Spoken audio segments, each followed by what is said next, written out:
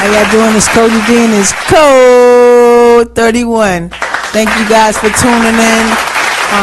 It's going to be a great show tonight. I am honored and privileged to have this young man here. But before I introduce him, I want to say thank you to my sponsors, Shirt Kings for the Hip Hop 50th Anniversary T-shirt that I'm rocking tonight.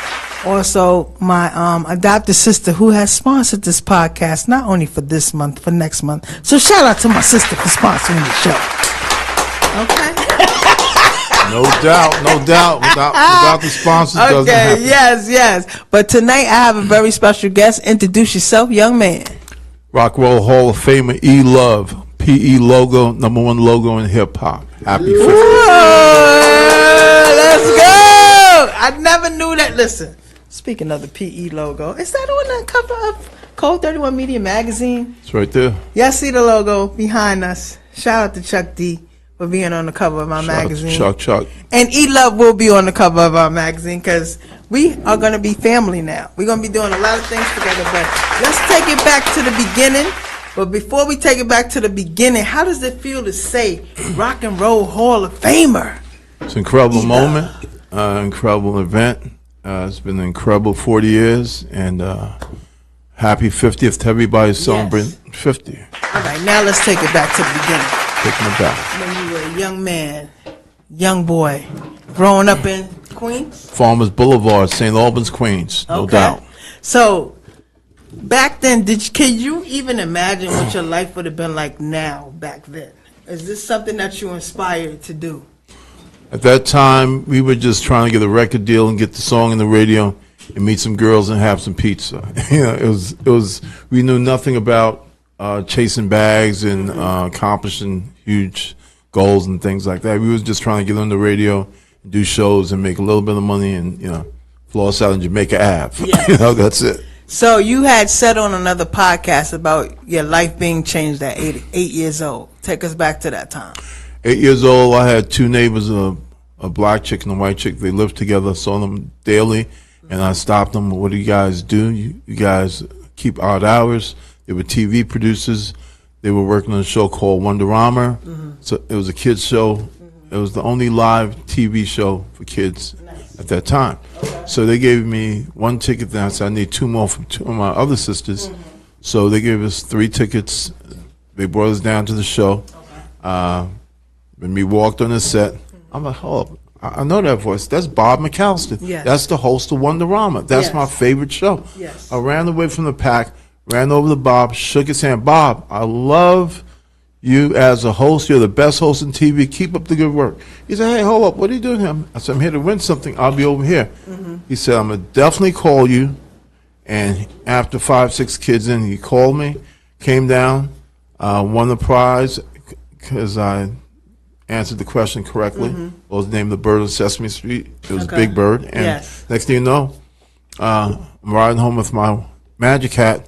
Next day in school, everybody saw me on TV because of the live show. And my teacher said, my kids want to come and meet you because they don't believe you're in my class. So I was famous for a week. Girls was buying me snacks. They were carrying my books. And all of a sudden, I was the best and favorite student of my teacher. And I'm like, hey, hold up. I was just in the dean's office like 5 days ago. How am I now your favorite student? That was the power of marketing and the power of TV. That moment just changed my life. Okay, and then where do we go from there? What's the next step from there? Moved to Queens. Started snowing crazy one day in school. Wait, you said you moved to Queens? We moved to Queens. I was living in the Bronx at that point. Okay, you was living at the Bronx. I was living in the South Bronx, 176 in Concourse. Okay. And at that point in time, moved to Queens, and it snowed crazy. I said, hey, guys, let's go to the rich part of town, make some money shoveling snow. So I went to my 2 normal homes and made some good money. I said, hey, you know what? I have an idea. Let me call my friend to come and pick me up. He came. His brother came and picked me up. Went to the hardware store, bought a snowblower, came back, won the contest, and I made more money than every other kid. And how old were you then? He was 12 years old. 12 years old. You were already a marketing genius back then. And then where did we move on from there? Moved on from there. I had a bunch of equipment that I bought, including a mini bike, and kids always wanted to come over and use the turntables on the mini bike. That was $5 for one ride around the block. Oh my God! So you had a whole marketing plan. Absolutely, no doubt about it. So at that point in time, when numerous kids came by, that's when I met Todd, and we was hanging at Tough ever since. And let them know who Todd is. Todd is LL Cool J. Yes. So. And then you guys built a rapport from there. And then when did the music come into play? Music came into play right away because at that point in time, Run and Curtis Blow was out already. Run was just dropping Suck MCs, and we were like, yo, Suck MCs is hot, you know. So we started playing around with music, and he was writing crazy rhymes, and one thing led to the next, and next thing you know, we met Rick and Russell, and I needed a beat dropped, and that was the beginning. Where did the idea you holding the radio for him come in? Well, they had a show, and I didn't go with them to that show. I said, yo, I want to go to the show. They said, you only got 2 tickets. I got to figure a way out. I have to figure a way into this situation. I said, yo, let me walk around with the radio on stage. He said, perfect, that makes sense. And Russ was like, I don't know about that. Okay, let's see what happens. So the promoter bought 3 tickets. He paid for 3 tickets, and at that point on, I was part of the show. That's awesome, because that's the first time I remember seeing you as holding that radio for LL, and that just stuck with me as a young girl. Like, yo, that's Ela from holding the radio for LL. Yeah. So there was something that you said in the other interview about like promoting. You was doing some promotion for somebody. Yeah, I used to work for a guy named Peter Gation. At that time, Peter had 4 clubs in New York City. He had Club USA, the Palladium, the Tunnel, and the Limelight. You know, the Tunnel was the ultimate hip-hop spot. Everybody came to the Tunnel. Yeah. So I started off working for Peter, where I had 50 kids in each borough that was handing out flyers at posters, bus stops. Yes. Mom and pop stores, all your high schools, junior high schools. Yes. And I started doing signage for Peter, and we increased from 50 to a couple hundred each borough. And, at that point, I met Chris Lighty was at the door. And, the tunnel was hot, but we made it hotter at that point in time.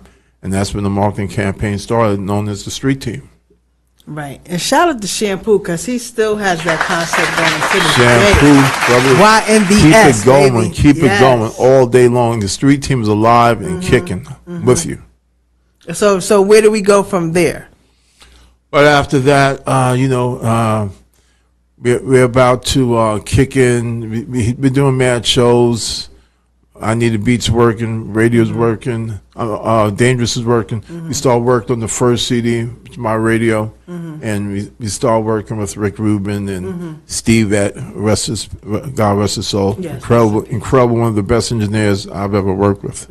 And like, can you take me back to that era where you was on because there was a Def Jam tour and all that stuff? Course. Like Fresh Fest. Like, yes, Fresh Fest. That's when Jermaine Dupri was a exactly. baby on that tour with the Jerry Curl. I remember that. Exactly. Like, take me back to those days. Like what was your mindset during those tours? Our mindset was to put together the best possible show. Because we on stage, we on tour with some of the best groups in the game. So everybody's show was tight, as to the dime, no mistakes. So we really focus on having the best possible show. And LL being an incredible performer that he is to this day. He brought the energy every night. Cut was incredible on the wheels, and we did everything to make the show as tight as possible. So back then, like, who did you run into that you said, "Oh my God, I met"?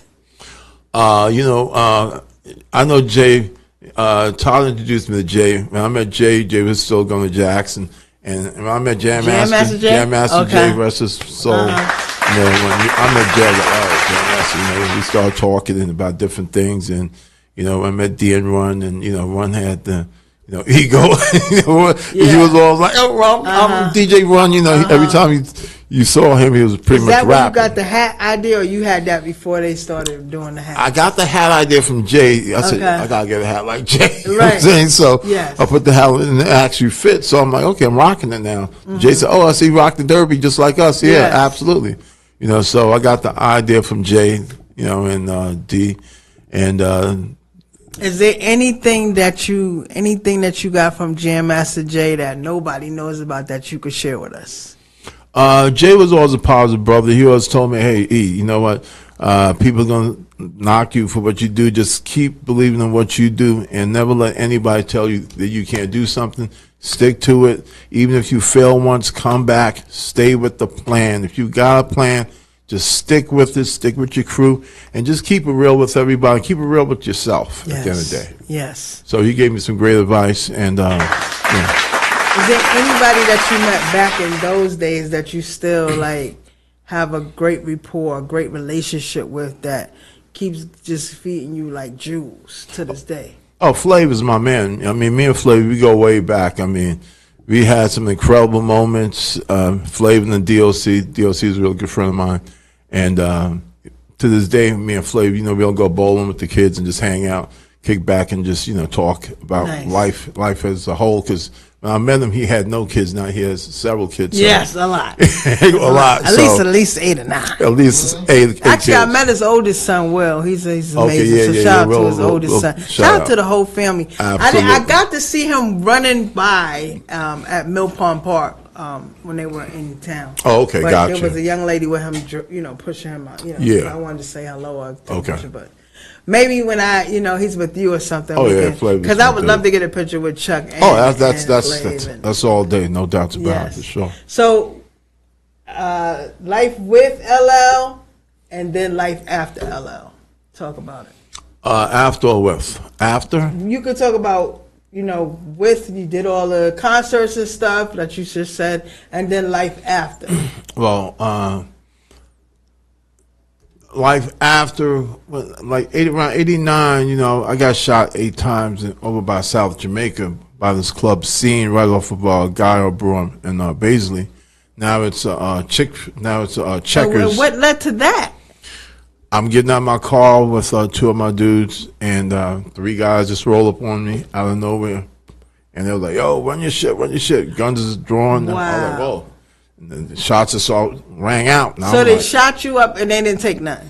They tried to. My jewelry came off. Some of it stayed.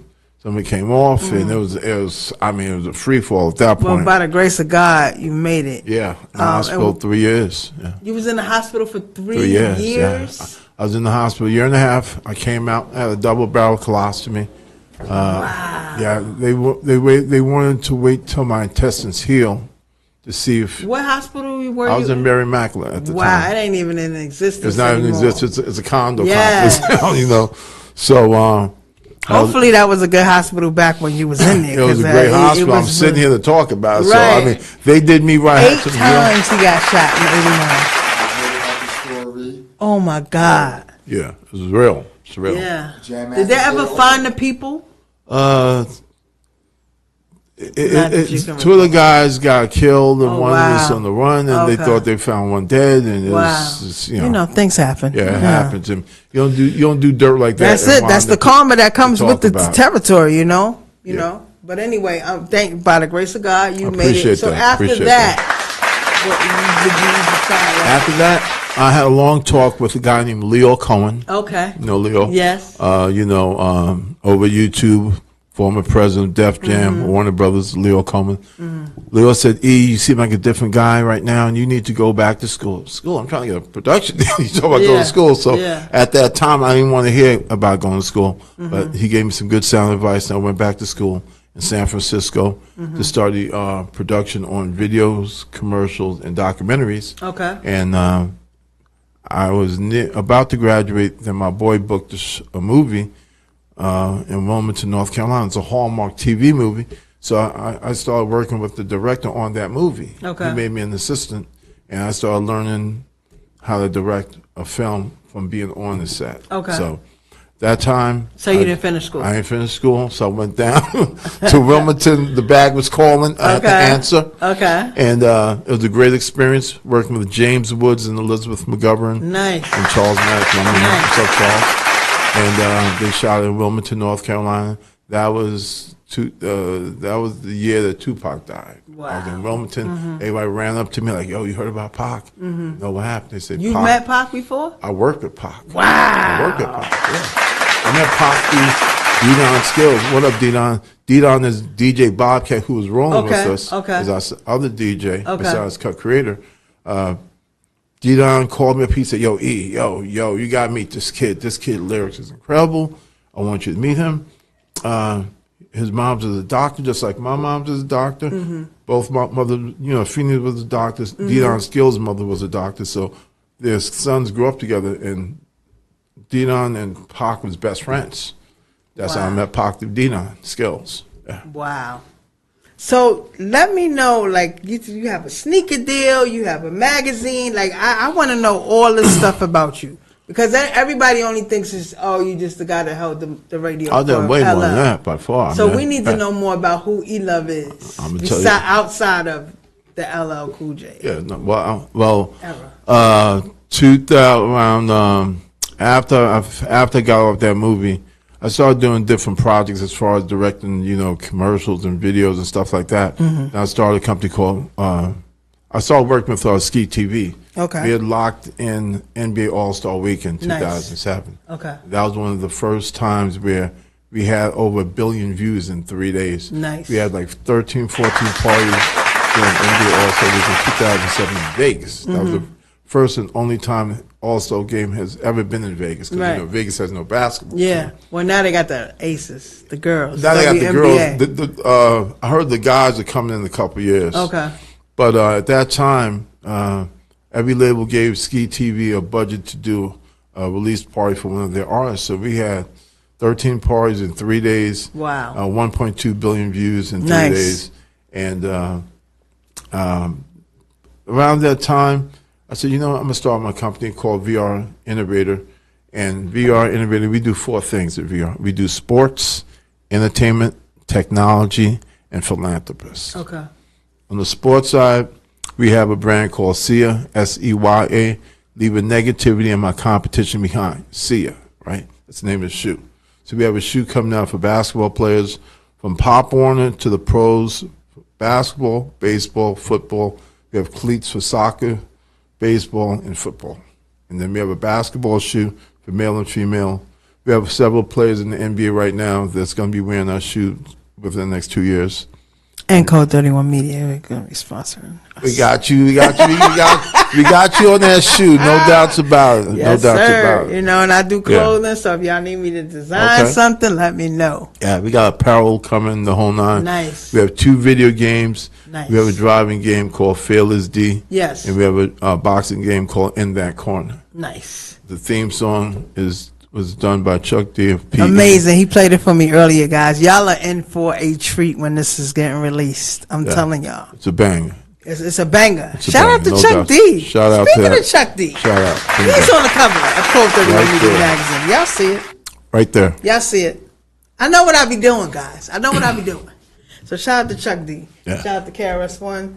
Shout out to the ladies from the first. What is it? My girls from TikTok. Fine Wine and Good Times podcast. Shout out to them. They on the cover also. Rest in peace to Tracy Brown.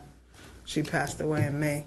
My condolences. I'm just, you know what I'm saying? I was trying to show them love. They came on my show. It was one of their first interviews ever.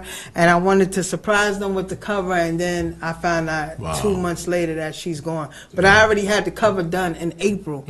So that told me, you can't wait on anything. Yeah, you got to get it today. done now. I'm all about tomorrow today. is not promised. The rest tomorrow of today is not promised. Yes. Right. Yeah. So you say you have some athletes in the NBA that are. We have several players that's going to be wearing our shoe within the next year and a half to 2 years. Okay. We have a couple college players. Okay. We have 1 or 2 high school players that we're dealing with on the football, baseball, basketball side. Nice. So 2014, I got kind of burnt out with America. Okay. I just decided I wanted to move to Japan. Everybody's like, Japan? It's like most people normally move to Atlanta or Florida or Texas, but I took it to Japan because at that time my partner, she was the lead composer for one of the top games called Metal Gear Solid. It's a PlayStation game distributed by Sony. They sold about 75, 80 million games. Okay. And when I moved to Japan to pursue my video game side, we made a trailer. shopped it around, got a bite from this company. They said, "Yo, we're gonna give you guys a deal. Yeah, we're gonna fund you. We're gonna fund your seed round of your company." Yes, great. Psh, just what I wanted to hear. So they funded us. They funded our seed round, and when they funded the seed round, they said, "Wow, now that you got this money, what you gonna do?" I said, "Well, we're gonna bring Stan Lee, Jeremy Renner. We're gonna do the first Tokyo International Comic Con." They said, "Stan Lee will never come here." I said, "What do you mean?" They said, "We've been trying to get a home for him. He never calls back." So let me get Stan on right now. Right. So I got him on Skype, hooked him up to the big screen. I cut the deal on the spot. I had Stan there, Jeremy Renner, Rest in middle peace of to Stan December. Lee. Rest in peace, Stan, Yes. the greatest. Yes. Great accomplishment. You really like had major connections with major people in the industry, and it's kind of like a secret because I would never know all the stuff about you. You know what I mean? So from there, you did what? We did the first Tokyo International Comic Con. We had 500,000 people there at a 3-day event. It was the first one ever in Tokyo. Right after that, they flew me to China. That's when I received distribution for my game as well as distribution for my reality show and throughout all of Asia. Because, you know, there are 4.5 billion people. So do you have the reality show out now or it's coming? It was coming because COVID came and Yes. it kind of threw everything Yes. off. I was actually on the 2020 Olympics Committee for Entertainment. Right. And we had a huge contract for opening ceremony and closing ceremony, and everything went kaput. Right. Because of, you know, COVID situation. Yes. And when they finally had the Olympics, they said no fans. That's when my sponsor went bye-bye. So I'm in the process of releasing the single for the soundtrack and the single for the video game, the driving game, Fearless D. And next quarter, we're going to drop the reality show called In That Corner. Okay. And In That Corner, what does that entail? In That Corner covers the path of VR Innovator, our company, and it shows the production of us on the sports side, entertainment side, the technology side, and what we do for the inner city. On the East Coast and the West Coast, that's our philanthropist department. We have a set of attorneys, and we've actually put about 120 kids through college in the last 12 years. Amazing. So what inspires you to do all these things and care for other people, especially with what you went through back in the day with, like you said, what did you say, like from the 80s to the 90s, a lot of the artists were taken advantage of and didn't make their money. So what makes you still have the mindset to still give back? But, you know, this business is kind of funny. You know, you pursue one thing and you wind up doing something else sometimes. It's not till you get what you pursued until you realize, like, okay, that's cool. But my thing is, I've always been the type of person to help everybody else get to where they need to go. Somebody helped us, so we have to help somebody else. That's just how the business works. You get an opportunity, you give an opportunity. So, but a lot of people don't have that mindset. It's like, oh my God, if I help you, you're gonna do better than me. So let me not help you. Like, I don't have that mindset either. I don't mind helping people. I'll tell you the whole blueprint, but you're probably not going to figure it out the way I have it because you don't have the same mindset. So. Absolutely. You know, I've always been wanting to help people, especially kids. I've always had programs to teach kids how to do coding, programming, and game development. Hold on. You know how to do coding? Of course. My whole crew knows how to do Listen, coding. we got to talk because, like I said, I've been wanting to do animation and coding and all that, but all those programs are for, like, the kids and stuff, and that's fine. I know the future, you know, is our future. The kids are our future, but I know there are, like, older adults like myself that are on disability that would love to do stuff like coding and animation and stuff like that. So I would love to have programs for us to do that kind of stuff. Absolutely. We're going to get to that. We're going to just get the kids out the way first. Yeah, get the kids out the way first. We're going to come back. Yeah. We're going to come back and get the adults. Because, like I said, I would love to do it. Like, you know, everything is self-taught. You know, the magazine, the podcast, the clothing line. So I just want to expand that into doing animation and shoot. Like I said, I love video games, so I would love to explore all that. Coach D, looking forward. Yes. Let me get back in the trenches. I'll hit you up. Okay. Come on down, meet the crew, and see what we're doing. And congratulations on the Thank show you so and much. Everything that you. Yeah. Let me tell you something. I want to thank E-Love because he's on the road. He doesn't live out here. So where was you at last night? I was in Baltimore. He was in night. Baltimore last night. 2 nights He's ago, here tonight, and then you got to go where tomorrow? I'm probably going to go out to Park City, Utah. Tomorrow, check out So this D. man is on the road, and he took the time out. Let me show y'all TikTok. He took the time out to come to New York to be on my show. So that means a lot to me, E-Love. So anything that I can do to help the team, because now I'm going to be with you on your team. Absolutely. You let me know. No, we had a discussion already. Absolutely. We had a discussion. We was here an hour. He No was doubt, here. for Look, sure. he was here early. So we've been talking, and like, you know what I'm saying? Like, this is a dream come true to finally find somebody that is not only a legend, but an icon, and you grew up in Queens where I'm from, and to be able to build with you is amazing. So what do we have next coming up? Next coming up, man. Wait, did y'all have the Hall of Fame ceremonies and all that? I just got back from Rockwell Hall of Fame a couple months ago. Nice. They opened up the actual hip hop exhibit. Okay. I was up there. It was me, DMC, Chuck D, Flav, Roxanne Shante, Cool V. I think that was about it. Yeah, I think that was about a month, maybe 2 months ago. Okay. But as far as coming up next, I have songs we're going to drop. The single for the driving game, Fearless D. Mm-hmm. We're going to drop out the reality show, probably going to kick it in first quarter.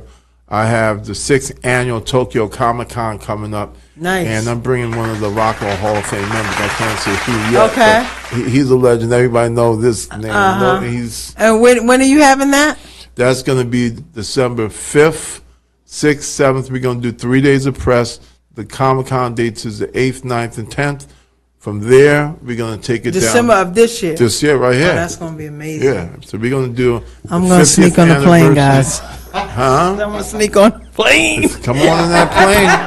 Yeah, just bring. Code 31 Media will be. There you go. I hope. Yeah, Look, I no hope doubt. to cover it. Let's manifest that. Yeah, absolutely. So tell us about the sneaker that you got coming out, and tell us how you became the iconic figure on the Public Enemy logo. Well, we got a brand new line coming out called SEYA, S-E-Y-A. That means leaving negativity and my competition behind. Okay. SEYA. Okay. So that'll be out probably. Like, what made you want to do your own sneaker? Yeah, I'm a sneaker fanatic. I've been wearing Nike, Adidas, Pumas. I love Pumas. Mm-hmm. Pumas like my favorite brand, probably. Okay. And I like the Ewings too. Okay. Shout out to my dudes over at Ewing. I said, I think it's time that I come out with my own shoe and started looking into it, and I put it together, and we have some shoes coming out by the end of the fourth quarter. Okay. So Chuck D took a picture of me that was in the magazine. Chuck went to school to be a graphics artist. Right, He's the real deal. Right. So he had this picture. He's lining it up. He said, "This is perfect." So I get a call from Bill Stephanie. Bill called Bill Adler. He said, "Tell E-Love to call me." So, hey, Bill, everything okay? Can you come by my office? I need to see you. I said, "Sounds serious." Mm-hmm. Came by. He said, Chuck saw this picture of you, and we want to pay you to use your likeness to be the logo of Public Enemy. This is 1980 something. Mm-hmm. Nobody knew what likeness was. Yes, was like, yes, okay, yes. I'll look that up. So he said that's what it is, and it was a fair deal. So we signed off, and next thing you know, the logo's on everything that PE rolls out, and that happens to be the #1 logo in all of hip hop. That logo represent the same thing that the NBA, the NFL logo represent, the Major League Baseball logo represent. That logo is iconic worldwide because it's actually in every museum around the globe. Nice. Including the Smithsonian and all the Getty images. That's amazing. I never knew this whole time. I never knew that was you. That is crazy. So how does it feel to be the iconic logo of Public Enemy? It's incredible because every time I see PE, Public Enemy, they were inducted in the Rockwell Hall of Fame 2013, nice. Right? So now the logo's in the PE because it's in the Rockwell Hall of Fame. So every time I see Flavor's like, yeah, I got one of these trophies for you. It's at my house. I'm like, yeah, all right. He's always joking around, right? So they were inducted 2013. We were inducted with LL 2021. Okay. So that was like, wow, 2 inductions. You know. Yes. And if you think about it like that, it's like, wow. It's an amazing feeling, you know, just to see that logo on people's arms. I mean, I've seen people tattoo that logo. I'm like, wow, that's interesting. Right. Do you know that's me? Yeah, exactly. So, well, can you sign it? So yes. Cool. Okay. Yeah, so that's amazing. Incredible feeling. So if you could go back in time and change anything like what you know now, would you go back in time and change anything that you know now? Or would you leave it because it, you know, reflects everything that's happening now? I'm not really one to go back and change things. Things played out the way they were supposed to play out. Mm-hmm. Why? Who knows? But I don't have any. Everything to me is where it's supposed to be. You know, I'm where I am. Where I am right now is where I'm supposed to be. That's just how it goes. You know. Yes. Some people's not here at all. Yes. So I can't complain about I ain't make this. I don't have that, bro. Figure it out. If you don't like your situation, change it. End of story. Don't complain. Yeah, that's what I was going to ask you. What would be the best advice you could tell somebody that wants to get in the game now or do some of the things that you're doing? Give them pros and cons. You know, the thing is, we started early. We started as kids. Keep them in mind. We started at 15, 16 years old. Yeah. So the business was different. There was no technology then. So now it's a whole different game. Everybody got these phones. You can be independent and do things yourselves. You can put music out, but people still need to hear about your music. Yes. Even though it's out on YouTube or whatever platform, people still need to know that it's there because it's like you upload your song today, so did a million other kids. Yes. Okay, so how does somebody know to go to your song, to download your song, to stream it, or to buy it? Yes. They might not know how to do that. Right. You still have to have a marketing campaign and a platform to promote your music at the end of the day. Yes. So just be patient, be diligent. Don't burn bridges. Right. And focus on making the best possible music and try to surround yourself with people that know more than you. Yes. So you can learn from those people. Yes. Okay. And what does 50 years in hip hop mean to you, being that you was there from damn near the beginning? 50 years of hip hop. 40 years for me looking at 50. 40 years for you. 40 years for me looking at 50. I mean, it goes real fast. You just gotta focus on what everybody's not going to be the best rapper. There's only going to be 1 or 2 LeBron James, 1 or 2 Michael Jordan.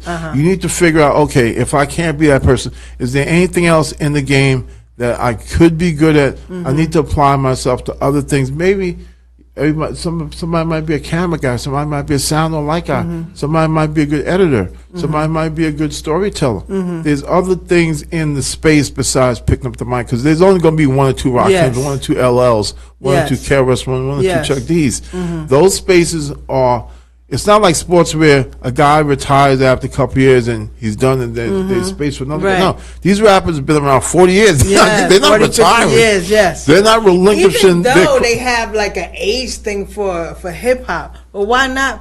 Why can't it be like rock and roll? Rock and roll, they don't have no age limit. They can go till they 100, 150. You know, the thing about that is, the thing about rock and roll is different because, see, singing, it's only one way is to sing to some degree. Hip hop, rap, the styles change with the youth. You see what I'm saying? And the youth come in, they do it this way. So if you're not doing it the way how the youth is doing it, even though you've been successful, the young people want to hear somebody that they can relate to. They might not want to hear somebody that's close to their father's age or their mother's age at home.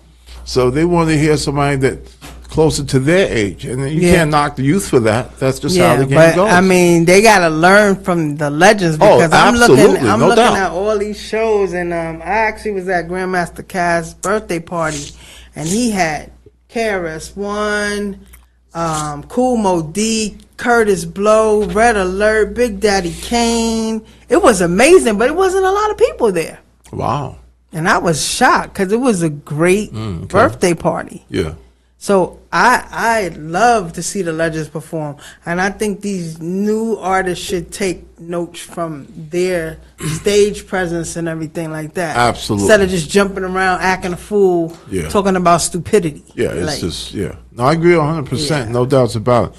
The guys that laid the foundation, they're still laying the foundation to this day. They need to learn from, but it's that audience is a whole nother mentality. Yes. It's the mentality. So how do we bridge the gap? You bridge the gap several different ways. Through video games is a good source, is a good way of bridging the gap. Collaborations on songs and different ventures is a good way of bridging the gap. I would start with collaborations and video games and projects that enact the legends with the current artists. Yeah, so we're going to do that. So before you go, where can they find you on social media, and what is the last impression you want my audience to know about E-Love? You can find me on IG. You can find me on IG. You can find me on IG at E-Love, E-L-O-V-E, Global, G-L-O-B-A-L. Shoot it to me. I'll shoot it back to you. Okay. And what is the lasting impression you want my audience to know about E-Love? Give me something that nobody knows about E-Love. It'll be in my book called Famous for a Week. It'll be in my book called Famous for a Week. You can get it on the stand second quarter 2024. How about that? 2024. Y'all look forward to his book. Like the third quarter. Yeah. What about the documentary? The reality show, in that corner. About second quarter, we're gonna roll that out. We have some music coming out this year or next year. Oh, next year. Next year. So y'all be prepared. 2024 is the year of E-Love. Okay. Oh, it's rolling out. We're gonna roll out the music, the sports, the technology. And the sneakers, and we're going to keep up with the philanthropists. I have a staff of 10 people that's work with me on everything, so it's not just me doing all this. Right. Yeah. You got to have a great absolutely. team and everything that y'all do. So I want to thank everybody that tuned in on TikTok, on YouTube, and his what is it on? It's on Instagram. Instagram. I want to thank everybody for tuning in to Code 31 Media TV Podcast. We will be back next week. Again, thank you to my sponsors, Shirt Kings. They will be in the building next week. And I appreciate everybody for tuning in. It's Coach D and it's Code 31. You can follow me at Code 31 Media TV Podcast on YouTube, Code 31 Media, Code 31 Mag on Instagram, and I'm on TikTok, Code 31 Media. It's Coach D and it's Code 31. And we appreciate you, E-Love, for being here tonight with us. And y'all tune in. We're going to be building from this point forth. It's Coach D and it's Code 31. Y'all have a good night. Peace out. E-Love. Sign up.